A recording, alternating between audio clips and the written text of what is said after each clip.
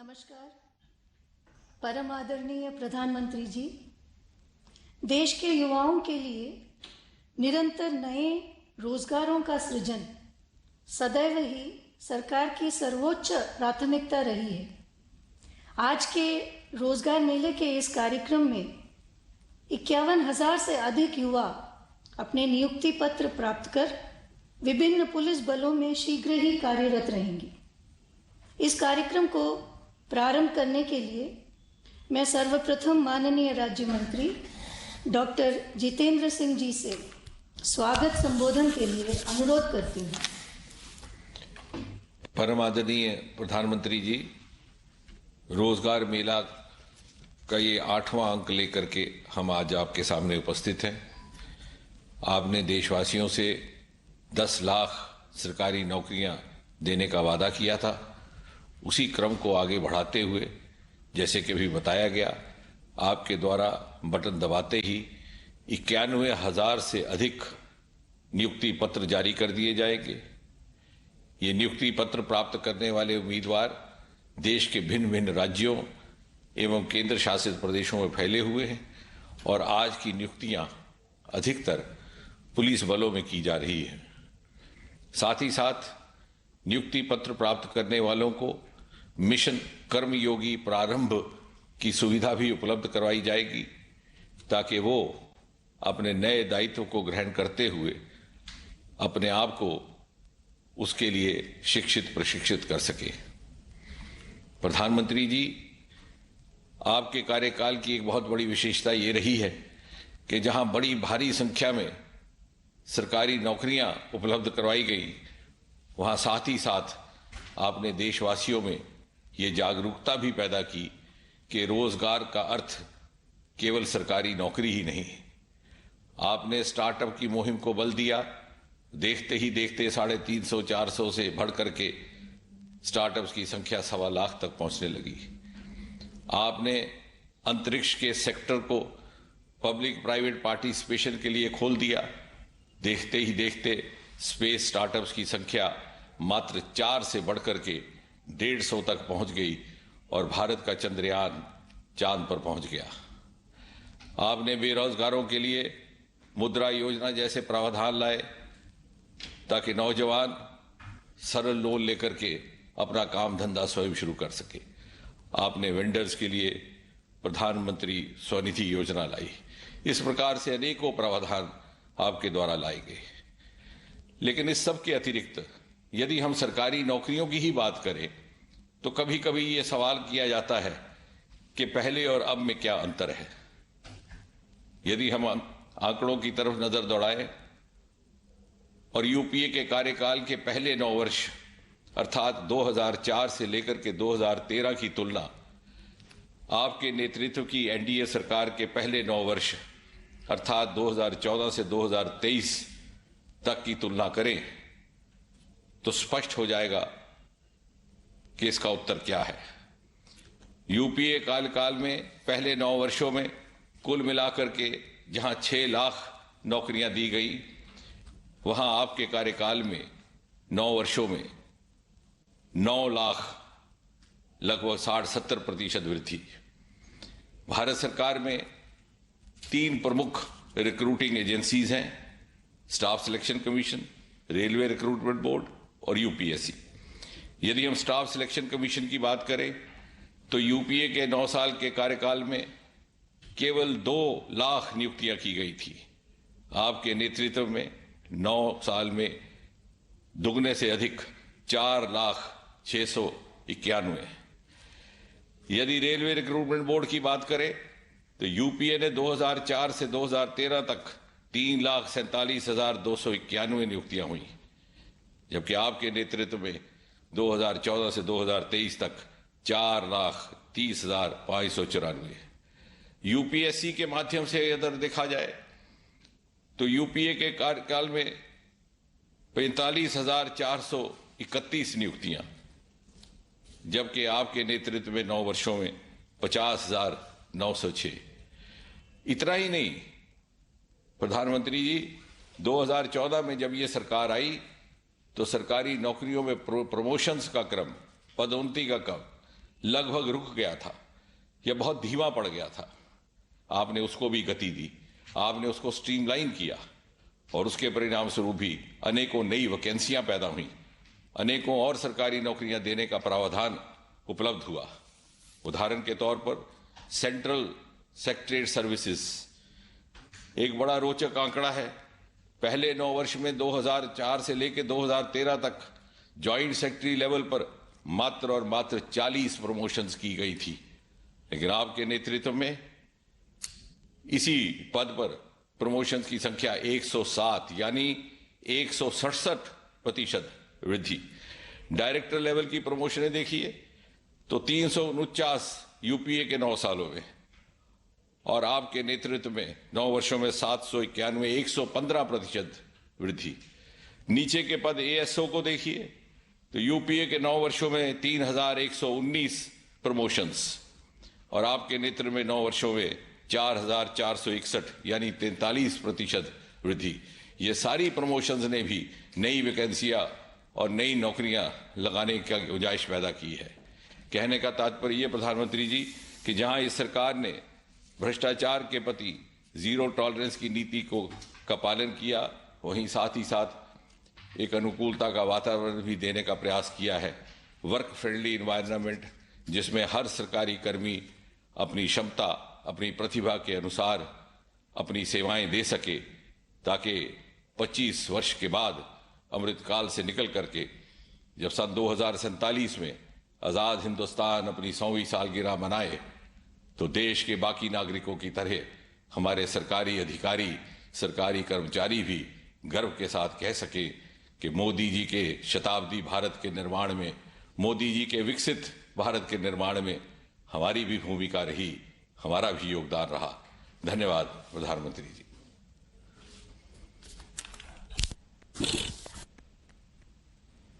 धन्यवाद माननीय मंत्री जी।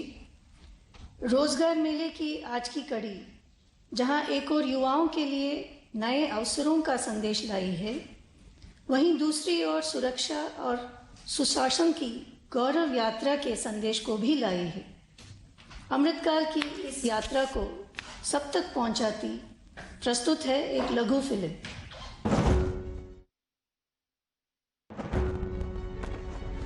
भारत दुनिया की सबसे तेजी से बढ़ती इकोनॉमी,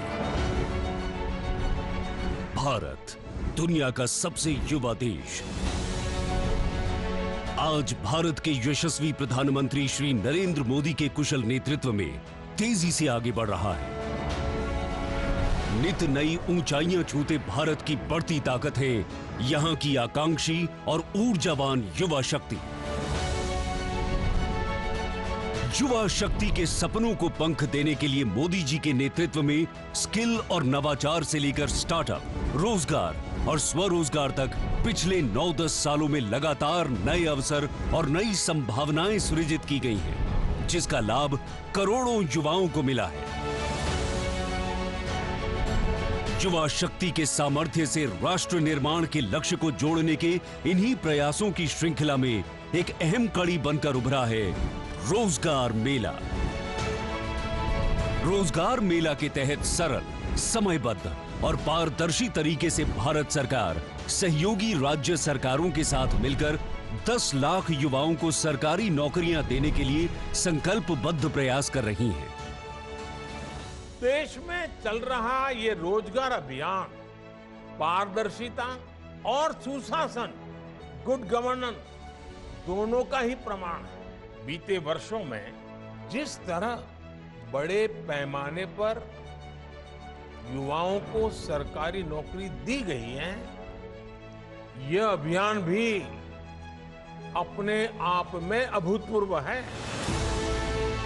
अब तक 5 लाख से अधिक युवा कर्मयोगी रोजगार मेला के तहत सरकारी नौकरी पाकर भारत को विकसित भारत बनाने के संकल्प को मजबूती दे रहे हैं। राष्ट्र निर्माण का अहम हिस्सा है सुरक्षा। आगे बढ़ते भारत की बढ़ती सुरक्षा आवश्यकताओं को ध्यान में रखते हुए प्रधानमंत्री नरेंद्र मोदी जी ने हमारे आर्म्ड फोर्सेस को आधुनिक बनाने के लिए समग्र और सतत कदम उठाए हैं। साथ ही विभिन्न स्तरों पर पदों को तेजी से भरने पर भी बल दिया गया है। इसी कड़ी में आज रोजगार मेले में 51,000 से अधिक युवाओं को विभिन्न केंद्रीय सशस्त्र पुलिस बलों में नियुक्ति पत्र दिए जा रहे हैं। ये सभी युवा अमृत काल के भारत की मजबूत सुरक्षा सुनिश्चित करने में अपना योगदान देंगे और अपनी ऊर्जा, उत्साह, सेवा और समर्पण से राष्ट्र निर्माण के संकल्पों को सिद्ध करेंगे। भारत की जहां आज सोच पॉजिटिव है और विकास के लिए अभूतपूर्व उत्साह, और जिसके युवा टैलेंट पर पूरी दुनिया की नजर है, वहां रोजगार मेला जैसे कदम युवा सपनों को सच करने और उनको नेशन फर्स्ट के विजन से जोड़ने का एक सशक्त माध्यम बना है।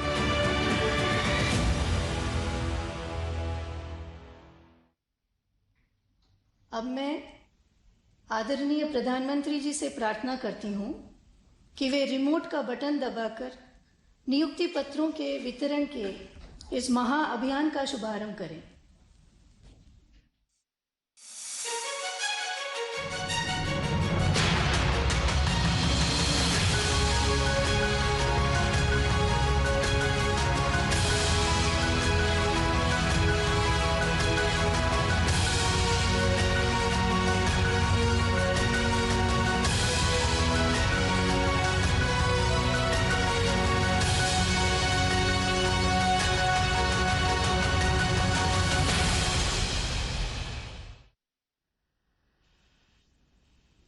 मैं आदरणीय प्रधानमंत्री जी से निवेदन करती हूं कि रोजगार मेले के इस अवसर पर अपने आशीर्वचनों से हम सभी का तथा राष्ट्र की युवा महाशक्ति का पथ प्रदर्शन करें।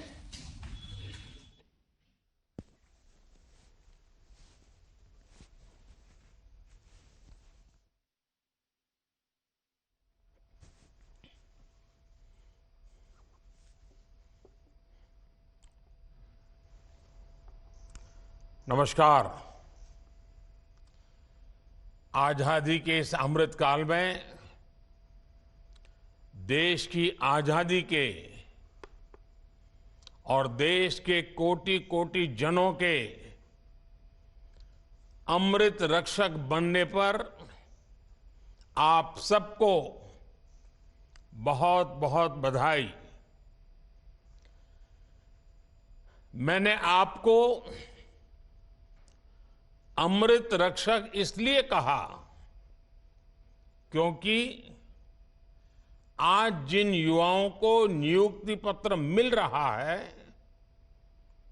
वो देश की सेवा के साथ साथ देश के नागरिकों की, देश की रक्षा भी करेंगे। इसलिए एक तरह से आप इस अमृत काल के जन और अमृत रक्षक भी हैं। मेरे परिवारजनों, इस बार रोजगार मेला का ये आयोजन एक ऐसे माहौल में हो रहा है जब देश गर्व और आत्मविश्वास से भरा हुआ है। हमारा चंद्रयान और उसका रोवर प्रज्ञान लगातार चंद्रमा से ऐतिहासिक तस्वीरें भेज रहा है। गर्व से भरे इस क्षण और ऐसे समय में आप अपने जीवन की सबसे महत्वपूर्ण यात्रा शुरू करने जा रहे हैं। मैं सभी सफल अभ्यर्थियों और उनके परिवारजनों को अनेक अनेक शुभकामनाएं देता हूं।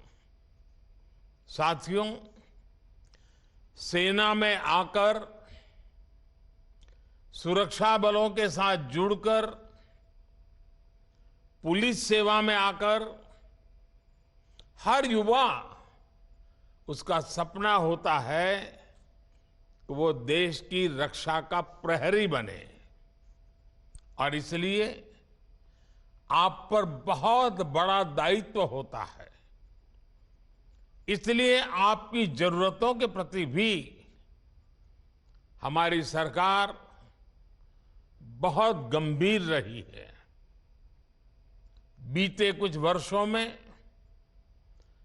अर्धसैनिक बलों की भर्ती प्रक्रिया में हमने कई बड़े बदलाव किए हैं।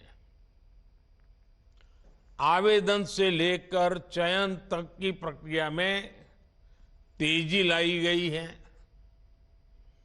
अर्धसैनिक बलों में भर्ती के लिए होने वाली परीक्षा अब 13 स्थानीय भाषाओं में भी कराई जा रही है। पहली ऐसी परीक्षा में सिर्फ हिंदी या अंग्रेजी चुनने का ही विकल्प होता था। अब मातृभाषा का मान बढ़ा है। इस बदलाव से लाखों युवाओं के लिए रोजगार पाने के रास्ते खुल गए हैं। पिछले वर्ष भी छत्तीसगढ़ के नक्सल प्रभावित जिलों में सैकड़ों आदिवासी युवकों की नियुक्ति की गई थी। इन्हें नियमों में छूट देकर सुरक्षा बल में भर्ती पाने का अवसर दिया गया ताकि विकास की मुख्य धारा से जुड़े रहें। इसी तरह बॉर्डर डिस्ट्रिक्ट और उग्रवाद प्रभावित जिलों के युवाओं के लिए कांस्टेबल भर्ती परीक्षा में कोटा बढ़ाया गया है। सरकार के प्रयासों से अर्धसैनिक बलों को लगातार मजबूती मिल रही है। साथियों, देश का विकास सुनिश्चित करने में आपके दायित्व की महत्वपूर्ण भूमिका है। सुरक्षा का वातावरण, कानून का राज विकास की रफ्तार को तेज कर देता है। आप यूपी का उदाहरण ले सकते हैं। कभी यूपी विकास के मामले में बहुत पीछे था और अपराध के मामले में बहुत आगे, लेकिन अब कानून का राज स्थापित होने से यूपी विकास की नई ऊंचाई छू रहा है। कभी गुंडों माफिया की दहशत में रहने वाले उत्तर प्रदेश में आज भयमुक्त समाज की स्थापना हो रही है। कानून व्यवस्था का ऐसा शासन लोगों में विश्वास पैदा करता है और जब अपराध कम हुआ है तो यूपी में निवेश भी बढ़ रहा है, इन्वेस्टमेंट आ रहा है। इसके उलट हम ये भी देखते हैं कि जिन राज्यों में अपराध चरम पर है वहां निवेश भी उतना ही कम हो रहा है। सारे रोजी रोटी के सारे काम ठप पड़ जाते हैं। मेरे परिवारजनों, आजकल आप लगातार पढ़ते भी हैं और देखते भी हैं कि भारत दुनिया की सबसे तेजी से बढ़ती हुई अर्थव्यवस्था है। भारत इस दशक में टॉप 3 अर्थव्यवस्था में शामिल हो जाएगा और ये गारंटी जब मैं आपको देता हूं ना, बड़ी जिम्मेवारी के साथ मेरे देशवासी, मेरे परिवारजनों को ये मोदी गारंटी देता है। लेकिन जब आप ये पढ़ते हैं तो एक सवाल आपके मन में जरूर आता होगा कि इसका देश के सामान्य नागरिक पर क्या असर होगा। और ये सवाल बहुत स्वाभाविक भी है। साथियों, किसी भी अर्थव्यवस्था को आगे बढ़ने के लिए ये जरूरी है कि देश के हर सेक्टर का विकास हो। फूड सेक्टर से लेकर के फार्मा तक, स्पेस से लेकर के स्टार्टअप तक, जब हर सेक्टर आगे बढ़ेगा तो अर्थव्यवस्था भी आगे बढ़ेगी। आप फार्मा इंडस्ट्री का उदाहरण ले लीजिए। महामारी के समय भारत के फार्मा इंडस्ट्री की बहुत सराहना की गई। आज ये इंडस्ट्री 4 लाख करोड़ रुपए से ज्यादा की है और कहा यह जा रहा है कि 2030 तक भारत की फार्मा इंडस्ट्री करीब 10 लाख करोड़ रुपए की हो जाएगी। अब ये फार्मा इंडस्ट्री आगे बढ़ेगी तो इसका क्या मतलब हुआ? इसका मतलब ये हुआ कि इस दशक में फार्मा इंडस्ट्री को आज की तुलना में कई गुना ज्यादा युवाओं की जरूरत पड़ेगी। रोजगार के अनेक नए अवसर आएंगे। साथियों, आज देश में ऑटोमोबाइल और ऑटो कंपोनेंट्स, इस इंडस्ट्री में भी बहुत तेजी से बढ़त देखने को मिल रही है। फिलहाल ये दोनों इंडस्ट्री 12 लाख करोड़ रुपए से ज्यादा की है। आने वाले वर्षों में इसके और बढ़ने की उम्मीद है। इस ग्रोथ को संभालने के लिए ऑटोमोबाइल इंडस्ट्री को भी बहुत सारे संख्या में नए युवकों की जरूरत होगी, नए लोगों की जरूरत पड़ेगी, रोजगार के अनगिनत अवसर बनेंगे। आपने देखा होगा कि इन दिनों फूड प्रोसेसिंग इंडस्ट्री के महत्व की भी काफी चर्चा होती है। भारत का फूड प्रोसेसिंग मार्केट पिछले साल करीब 26 लाख करोड़ रुपए का था।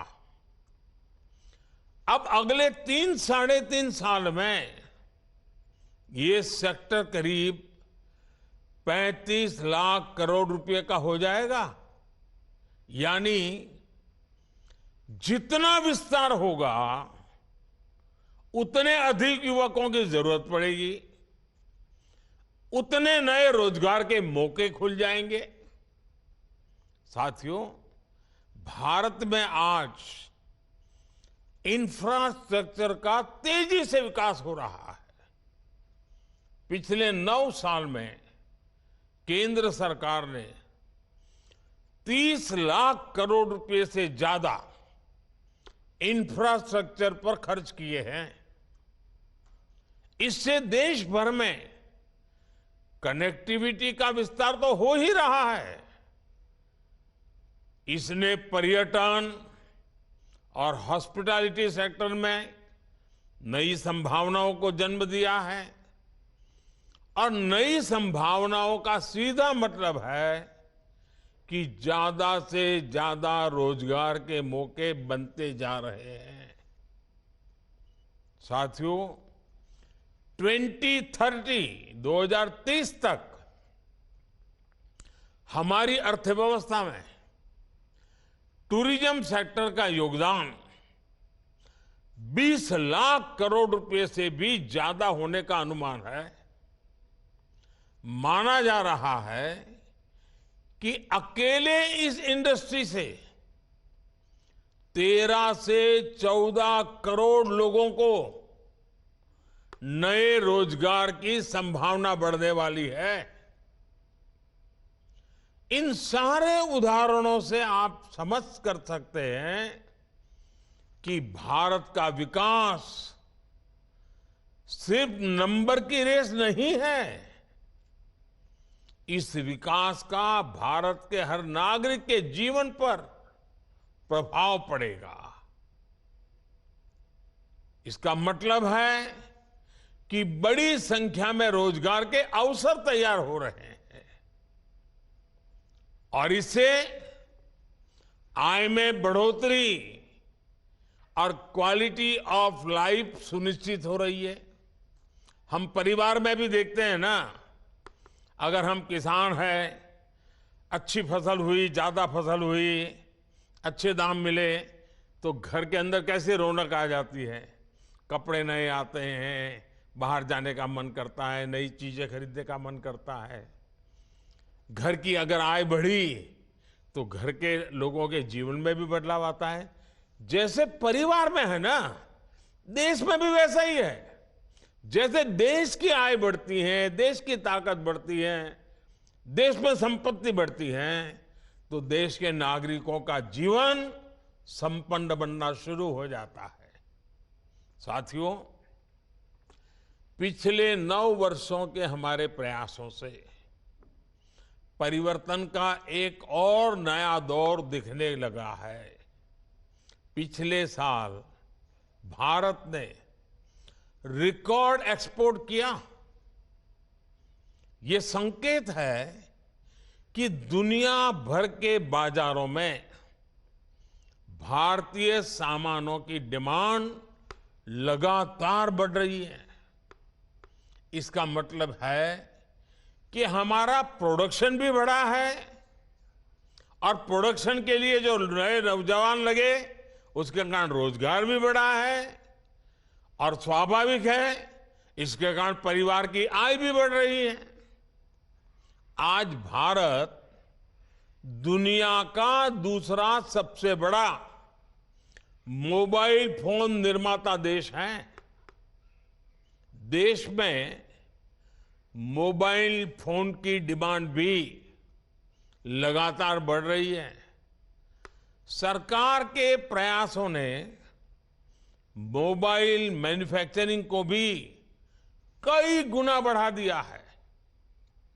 अब देश मोबाइल से आगे बढ़कर दूसरे इलेक्ट्रॉनिक गैजेट्स पर भी फोकस कर रहा है। आईटी हार्डवेयर प्रोडक्शन के लिए क्षेत्र में हम वैसी ही सफलता दोहराने वाले हैं जैसी मोबाइल के क्षेत्र में हासिल की है। वो दिन दूर नहीं होगा जब मोबाइल की तरह ही भारत में बने एक से बढ़कर एक लैपटॉप, टैबलेट और पर्सनल कंप्यूटर दुनिया में हमारी शान बढ़ाएंगे। वोकल फॉर लोकल के मंत्र पर चलते हुए भारत सरकार भी made in India laptop, computer जैसे अनेक प्रोडक्ट्स खरीदने पर जोर दे रही है। इससे मैन्युफैक्चरिंग भी बढ़ी है और युवाओं के लिए रोजगार के नए मौके भी बन रहे हैं। इसलिए मैं फिर कहूंगा, अर्थव्यवस्था के इस पूरे चक्र को संभालने की, इसे सुरक्षा देने की बहुत बड़ी जिम्मेदारी आप सभी, जब ये सुरक्षा कर्मी के रूप में आपका जीवन आरंभ हो रहा है, आपका कार्य आरंभ हो रहा है, तो कितनी जिम्मेवारी आपके सर पर है, इसका आप भली भांति अंदाज लगा सकते हैं। मेरे परिवारजनों, 9 साल पहले आज के ही दिन प्रधानमंत्री जन धन योजना लॉन्च की गई थी। इस योजना ने गांव और गरीब के आर्थिक सशक्तिकरण के साथ ही रोजगार निर्माण में भी बहुत बड़ी भूमिका निभाई है। 9 साल पहले देश में बहुत बड़ी संख्या में लोगों के पास बैंक खाता ही नहीं था, बेचारों ने बैंक का दरवाजा नहीं देखा था। लेकिन जनधन योजना के कारण बीते 9 वर्षों में 50 करोड़ से ज्यादा नए बैंक खाते खोल चुके हैं। इस योजना से गांव गरीब तक सरकारी लाभ सीधे पहुंचाने में तो मदद मिली ही है, और साथ ही महिलाओं, दलितों, पिछड़ों, आदिवासियों के रोजगार और स्वरोजगार को इससे बहुत बल मिला है। जब गांव-गांव में बैंक खाते खुले तो इसके लिए बैंकिंग कॉरेस्पोंडेंट्स के रूप में, बैंक मित्र के रूप में लाखों युवाओं को अवसर मिले। बैंक मित्र हो, बैंक सखी हो, इसके रूप में हमारे हजारों बेटे बेटियों को रोजगार मिला।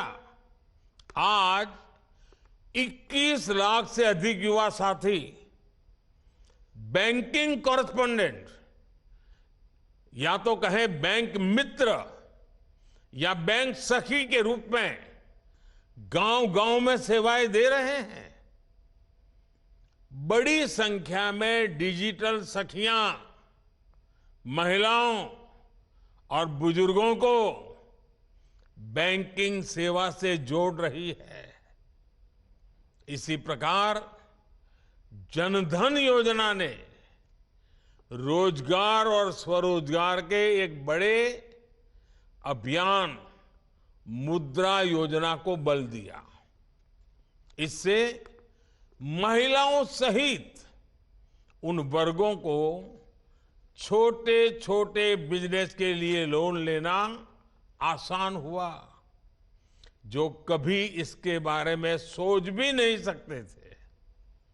इन लोगों के पास बैंकों को देने के लिए कोई गारंटी नहीं होती।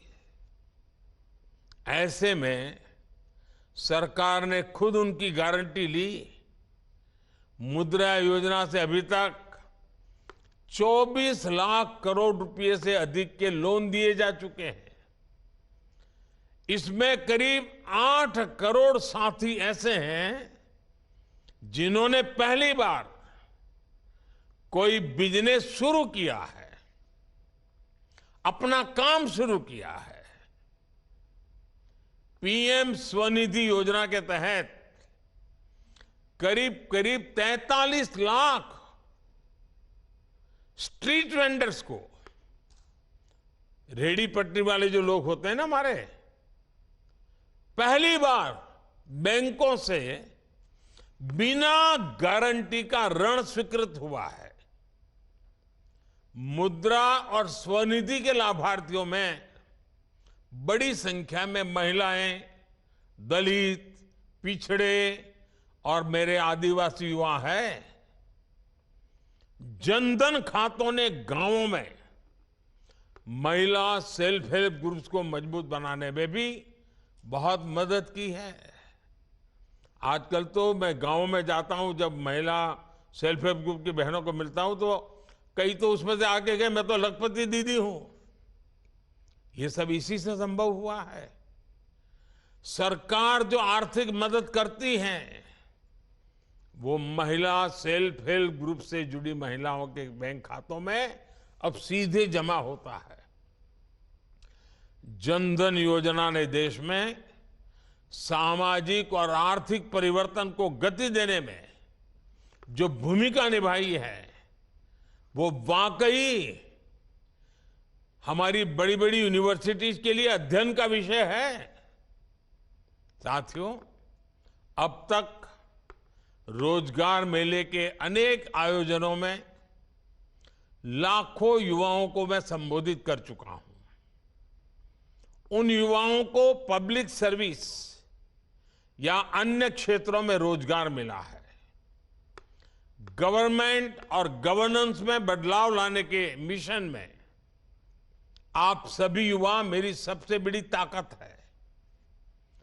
आप सभी उस पीढ़ी से आते हैं जहां सब कुछ बस एक क्लिक पर मिल जाता है। इसलिए आप समझ सकते हैं कि लोग हर सर्विस की तेज डिलीवरी चाहते हैं। आप अच्छी तरह जानते हैं कि आज की पीढ़ी समस्याओं का टुकड़ों में समाधान नहीं चाहती, उन्हें स्थायी समाधान चाहिए। इसलिए पब्लिक सर्वेंट्स होने के नाते आपको ऐसे फैसले लेने होंगे, ऐसी जिम्मेवारियां निभानी होगी, हर पल ऐसे तैयार रहना होगा जो लंबे समय तक लोगों के लिए फायदेमंद हो। आप जिस पीढ़ी से संबंध रखते हैं वो कुछ हासिल करने का इरादा रखती है। ये पीढ़ी किसी का फेवर नहीं चाहती, वो बस ये चाहती है कि कोई उनके रास्ते का रोड़ा ना बने। इसलिए पब्लिक सर्वेंट्स के तौर पर आपके लिए ये समझना बहुत आवश्यक है कि सरकार जनता की आकांक्षाओं को पूरा करने के लिए हमेशा जनता की सेवा के लिए है। आप ये समझते हुए काम करेंगे तो कानून व्यवस्था को बनाए रखने में भी आपको बहुत मदद मिलेगी। साथियों, अर्धसैनिक बलों में अपनी महत्वपूर्ण जिम्मेदारी को पूरा करने के साथ साथ आप सीखते रहने की प्रवृत्ति को भी बनाए रखें। आप जैसे कर्मयोगियों के लिए आई गॉट कर्मयोगी पोर्टल पर 600 से ज्यादा अलग अलग कोर्सेज उपलब्ध है, सर्टिफिकेट कोर्सेज हैं। 20 लाख से ज्यादा सरकारी कर्मचारियों ने इस पोर्टल पर रजिस्ट्रेशन कराया है। वो ऑनलाइन पढ़ाई कर रहे हैं, परीक्षाएं दे रहे हैं। मेरा आग्रह है कि आप सब भी इस पोर्टल से पहले दिन से जुड़ जाइए और पहले दिन से तय कीजिए मैं ज्यादा से ज्यादा कोर्सेज करूं, ज्यादा से ज्यादा सर्टिफिकेट कोर्स करूं, ज्यादा से ज्यादा सर्टिफिकेट प्राप्त करूं। और आप देखिए, जो सीखेंगे, जानेंगे, समझेंगे, वो सिर्फ एग्जाम के लिए नहीं है, आपके जीवन में उत्तम से उत्तम ड्यूटी करने के लिए है। एक श्रेष्ठ अफसर बनने का सामर्थ्य उसमें पड़ा हुआ है। साथियों, आपका क्षेत्र यूनिफॉर्म की दुनिया का है। मैं आप सबसे आग्रह करूंगा, फिजिकल फिटनेस में जरा भी कॉम्प्रोमाइज मत कीजिए, क्योंकि आपका काम समय के बंधनों में बंधा हुआ नहीं होता है। मौसम का हर मार आपको झेलना पड़ता है। फिजिकल फिटनेस ये आपके विभाग में काम करने वालों के लिए बहुत जरूरी है। फिजिकल फिटनेस से ही आधा काम तो यूं ही हो जाता है। अगर आपके ढंग से आप खड़े हैं तो कानून व्यवस्था संभालने में कुछ करना नहीं पड़ता है, खड़ा रहना ही काफी हो जाता है। दूसरा मेरा मत है, आपकी ड्यूटी में तनावपूर्ण पल बहुत बार आते हैं। छोटी छोटी बात में तनाव आ जाता है। योगा ये आपके जीवन में नित्य प्रैक्टिस होनी चाहिए। आप देखेंगे एक संतुलित मन आपके कार्य के लिए बहुत बड़ी ताकत देगा। योगा ये सिर्फ फिजिकल एक्सरसाइज नहीं है।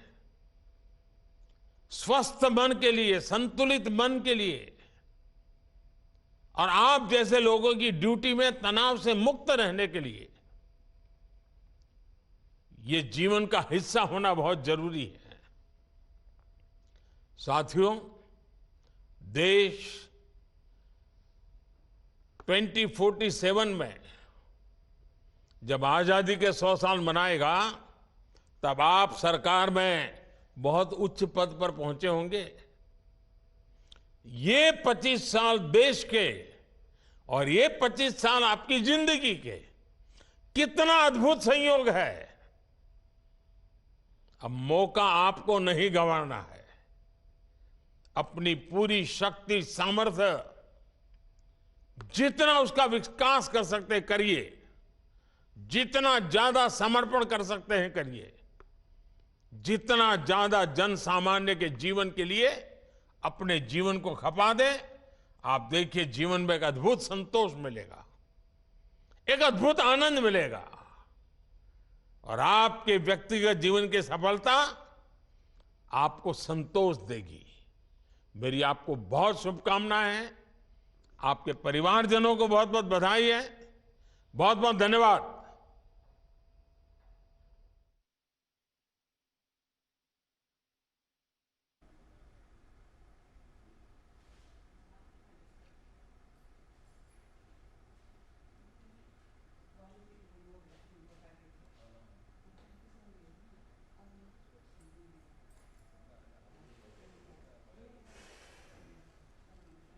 आप देख